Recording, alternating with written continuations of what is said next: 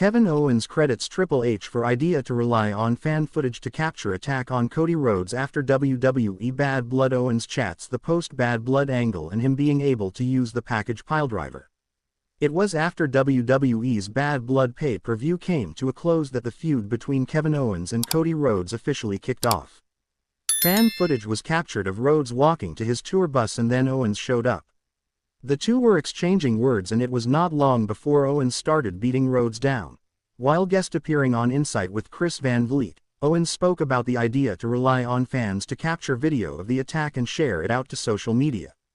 He credited Paul Triple H Levesque for the idea and said Levesque just has a different creative mentality than Vince McMahon had. Further speaking about his feud with Rhodes, another high point was at Saturday night's main event when Owens delivered a package piledriver to Rhodes. It was the first time Owens used the move in WWE. He said he'd been asking to do it for a while. Owens said he knew Penta was coming to WWE and joked that he would have lost his sh*t if Penta got to do the move before him. Owens was scheduled to face Randy Orton at WrestleMania 41, but that match is now off the books as Owens is scheduled to undergo neck surgery. Cody Rhodes regrets the AEW Dynamite promo right after the promo. In a media call ahead of Double or Nothing, Rhodes told Wrestling Inc.'s Nick Hausman that he wasn't trying to mansplain racism. He talked about being made of by fans and said, in an interview on Rasslin with Brandon F. Walker, Cody Rhodes said he stood by what he said in the promo, but he admitted, however, a white guy talking about race relations, who has an American flag tattoo on his neck. I can see why people would use the terms, tone deaf, when it came to that. And then trying to defend it and all. And again, intentions were good, and sincere, and I was so excited about Brandi and the baby. But that should have just been one where I went out and almost just winged it. It set the angle in like a tailspin where it just wasn't a classic, UK versus USA, fun-spirited deal. I was going to go over to the UK, we have the return match. Now I just never want to think about it again. It wasn't the first time Cody Rhodes had talked about race in AEW. Following Double or Nothing in 2019, he was asked at the press conference about the diversity in the company. Rhodes, in a much better moment, spoke about a conversation he once had with his wife, Brandi Rhodes, who is black. I said, I don't see color, and she said, well, then you don't see my experience. And I thought, oh, you're right, I can't just say that. You need to be able to see that experience and at least understand it.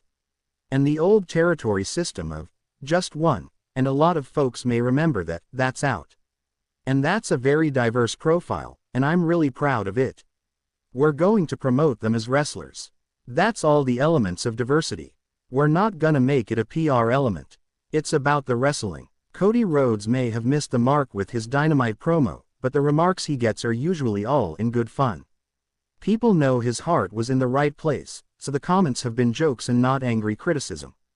After all, who could be upset with the wrestler who brought racism to an end with one powerful promo? It wasn't me. That was Triple H. That was his idea, to rely on fans to film my attack on Cody Rhodes after WWE Bad Blood. He felt confident in doing it that way. I was not sure. I'm like, I don't know, man. Is there even going to be enough people there? It turns out he was completely right. There was, and yeah, it was just a different way of telling the stories. And he's got a different mentality than Vince McMahon had, and it's really interesting and people really responded to it, and the same thing with Randy Orton. The way I ended up ultimately turning on Randy, it was on TV but it was done differently. It was something that was released later as well and you just kind of caught the tail end of it on TV, but then, they did the security footage after. He wants to tell stories differently and he's willing to try stuff out and see what sticks, and I think that makes the show way more interesting. It doesn't mean it's always gonna work. There might be sometimes it doesn't land. But, we're trying different things and new things, and I think that's so important in wrestling. When it gets monotonous and repetitive, no matter how good the matches are and the promos are, if you feel like you've seen it before, and it's okay to have seen it before once. If you see a rematch once or twice, great. But man, there were times over, I'd say in 2008, 2009, and I was an avid fan. I would never miss any WWE shows, even when I was an independent wrestler traveling the world. Kevin Owens' heinous act to cost Randy Orton his match vs. Carmelo Hayes on WWE SmackDown. Chances explored. WWE superstar Randy Orton returned at the 2025 Elimination Chamber to get back at his former ally Kevin Owens. The Viper stopped the prizefighter from further destroying Sami Zayn after the unsanctioned match between the Canadians. While Cole eventually managed to escape Orton's wrath thanks to the security officials, he could pull off a heinous trick against the Apex Predator on this week's edition of SmackDown. Kevin Owens turned heel during the closing stages of the 2024 Bad Blood after Cody Rhodes teamed up with Roman Reigns. A rogue Co then feuded with Randy, eventually injuring the 14-time world champion after delivering a piledriver to Randy during a brawl on SmackDown last November. Now, Randy Orton is back to collect his dues from Owens. The Viper is scheduled to face Carmelo Hayes on this week's edition of SmackDown. Although Orton may not fall for Melo's sneaky pinfall roll-up this time around, there is a chance that Co may cause a distraction, which may allow him to steal another win. Hayes previously defeated Randy in a triple threat Money in the Bank qualifying match last year that also involved Tama Tonga. Notably, the prizefighter had reached the doorsteps of Sami Zayn ahead of their unsanctioned match in Toronto. He posted a video of himself from outside Sami's house on X. The former Universal Champion issued threats in the video and blamed his frenemy for the consequences that awaited the Raw superstar. Now, Co could perform the heinous act once again and pull up outside Orton's house this time. This would be the perfect setup for an opportunist like Hayes to land a vicious blow and pin the Apex Predator.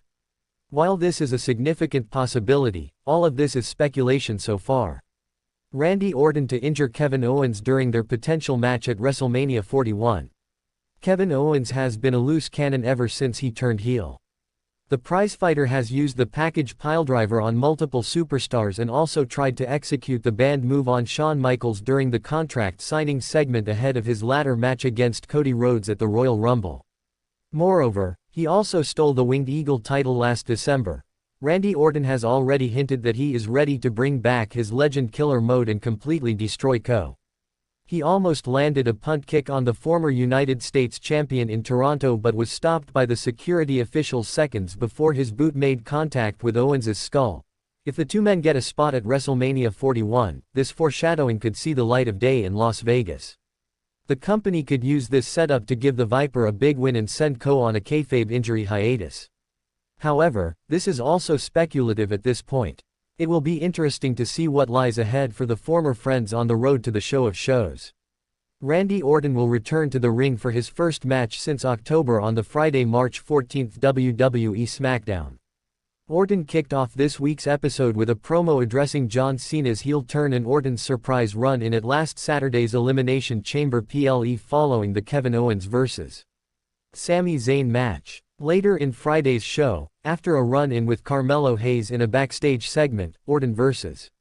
Hayes was made official for next Friday's SmackDown. Charlotte